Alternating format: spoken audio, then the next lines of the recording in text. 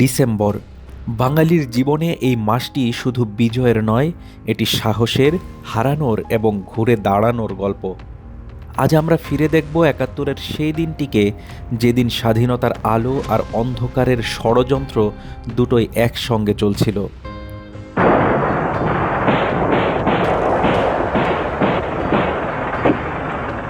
10 December 1971। গল্পটি শুরু হচ্ছে সেই রণক্ষেত্র থেকে। সূর্য তখন সবেমাত্র উঠেছে, কিন্তু হিমালয় থেকে বঙ্গোপসাগর পর্যন্ত মুক্তিকামী মানুষের হৃদয়ে তখন বিজয়ের উত্তাপ।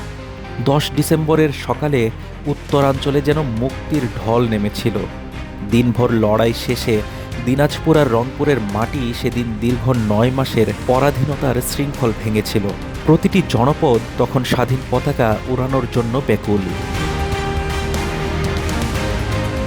পশ্চিম দিক থেকে শত্রুরা তখন রাজধানী ঢাকার দিকে পালাতে ব্যস্ত, কিন্তু তাদের পিছু ছাড়ছিল না মুক্তিবাহিনী। জামালপুর থেকে পিছু হটার পথে তারা শেষবারের মতো প্রতিরোধের চেষ্টা করেছিল, কিন্তু সেদিন ভাগ্য ছিল মুক্তিকামী যোদ্ধাদের পক্ষে।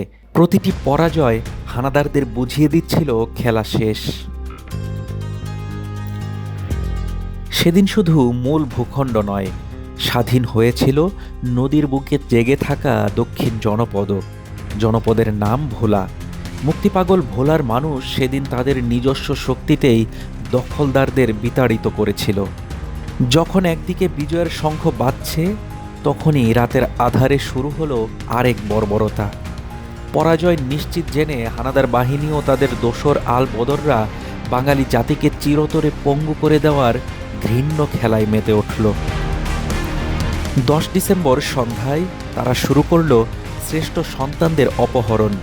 কলম যোদ্ধা সিরাজউদ্দিন হোসেন এবং সৈয়দ নাজমুল হকের মতো জ্ঞান তাপসদের ধরে নিয়ে যাওয়া হলো।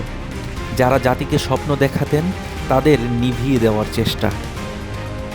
স্বাধীনতার এই আনন্দলগ্নে এ ছিল বাঙালির কপালে লেখা এক কঠিন কষ্টের প্রলেপ। 10 ডিসেম্বরের এই দিনটি তাই আমাদের মনে করিয়ে দেয়, বিজয় এসেছিল আত্মত্যাগ আর রক্তক্ষয়ী সংগ্রামের বিনিময়ে। একদিকে মুক্তির আনন্দ, অন্যদিকে প্রিয়জন হারানোর বেদনা।